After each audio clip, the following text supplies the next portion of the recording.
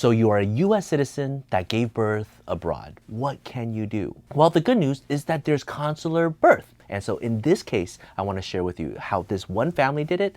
It was extremely complicated for their reasons, and I'm going to explain everything and walk you through the whole steps so you can hopefully get your baby a US citizenship. Let's go. Hi, my name is Joseph. I'm the managing partner here at Tsang and Associates, where we solve legal problems with creative solutions. So the legal problem is that the US citizen father gave birth to a little girl, a little baby girl, and the wife didn't give birth in the US, and now the father wants to give the little daughter direct US citizenship in China. Now, there's a lot of things that makes this case extremely difficult. He's like moved out of the US for many years. He comes here occasionally, maybe like a month, a year.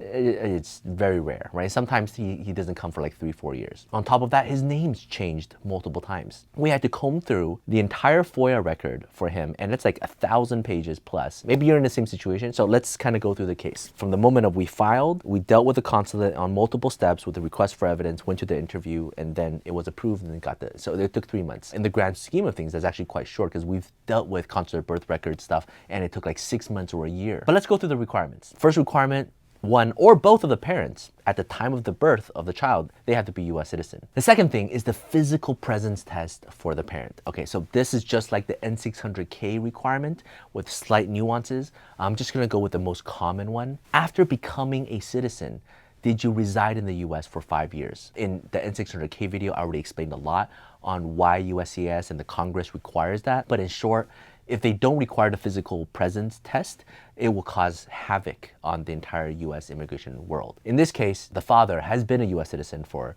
I think, 20 or 30 years. However, in the past, like 20, he's rarely in the US. But for a period of time, in the past, 20, 30 years, he did live in the US for a significant amount of time. And he has all the tax records and stuff to prove it, multiple businesses, in and out records. And so there's no doubt that if you add those times up, he definitely did stay in the US for 5 years. But that is a very difficult thing to prove because the consulate will be like, well, from the data bank that we have on file, you haven't been in the US. It's your burden to prove that you were in the US. So we had to go through this crazy FOIA request, look through all his records with CBP, with USCIS, highly tedious, not the most complicated thing in the world. The third requirement is that the child must be genetically related to the parent.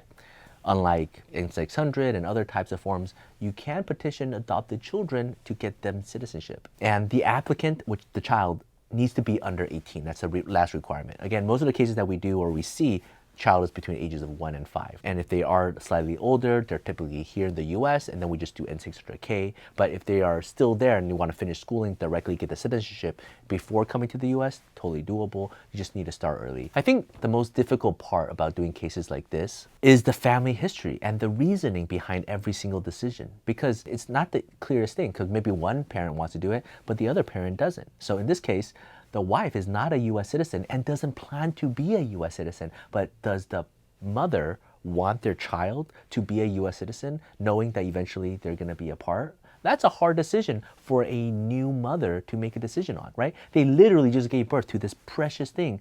And do they just make a decision, okay, you can be of a different nationality and we might be separated? That's crazy. So lots of family discussion, lots of family planning, but the policy is straightforward. Although it might not seem straightforward when you look at the website, the requirements are there. You just need to put the good paperwork together, tell your story, and the case can improve. So for anybody who struggles because they can't find any information online, hopefully this helps you. If you have any questions, feel free to reach out. Take care. Bye-bye.